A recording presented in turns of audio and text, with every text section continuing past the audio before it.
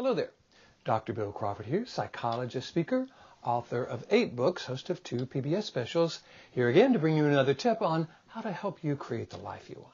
Specifically, how to use my life from the top of the mind philosophy to bring more clarity, confidence, creativity into everything you do. Today I want to look at bringing more clarity to the concept of dealing with difficult people.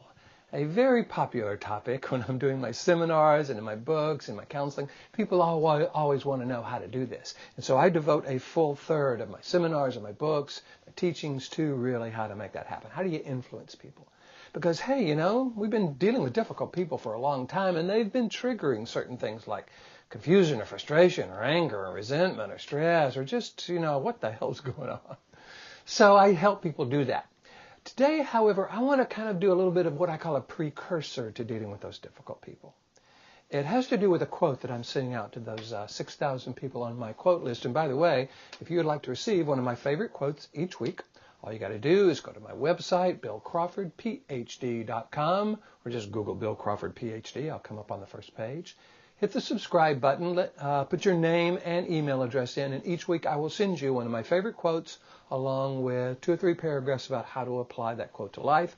I'm putting a short video with that. If you want to receive that every week, just feel free to do that.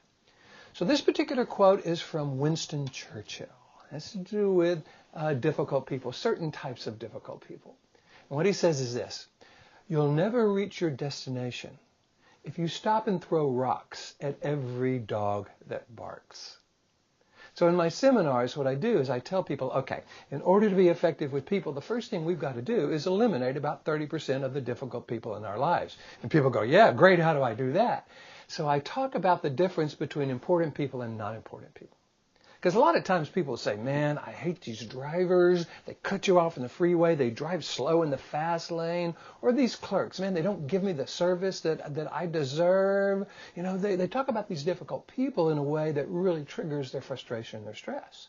And I say, yeah, hey, you know, I get that. And I'm curious, on a scale of 1 to 10, how powerful, how important do you want that person to be in your life? And they say 0. Well, great. That makes all kinds of sense. Now, when they trigger our frustration, our stress, our resentment, our anger, how important are we making them? Because aren't we thinking about them? Aren't we just running them over and over in our mind? And one of the things I talk about in my seminars is any image we hold in our mind creates a corresponding chemical effect in our body. So when we're thinking about all these unimportant, difficult people, bad drivers, clerks, people that we really don't know or just aren't important in our life, we are letting them dump adrenaline, noradrenaline, and cortisol into our body, screw with our heart rate, our blood pressure, and really kind of screw with our health in general. Frankly, we don't want these people to be that important. Matter of fact, when I ask the question, everybody says 0. I say, great. So how do we deal with someone who is not important? We don't give them a second thought. We don't run them over and over in our mind and go tell stories about them. So in order to deal with the important, difficult people in our lives, in order to be able to engage these people in a way where they shift from what I call the resistant brain to the receptive brain, in order to be influential with the important, difficult people in our lives, we have got to make a decision that we're not going to allow those unimportant people to trigger our stress, frustration, anxiety, throw us into that lower 20% of the brain where all we do is react.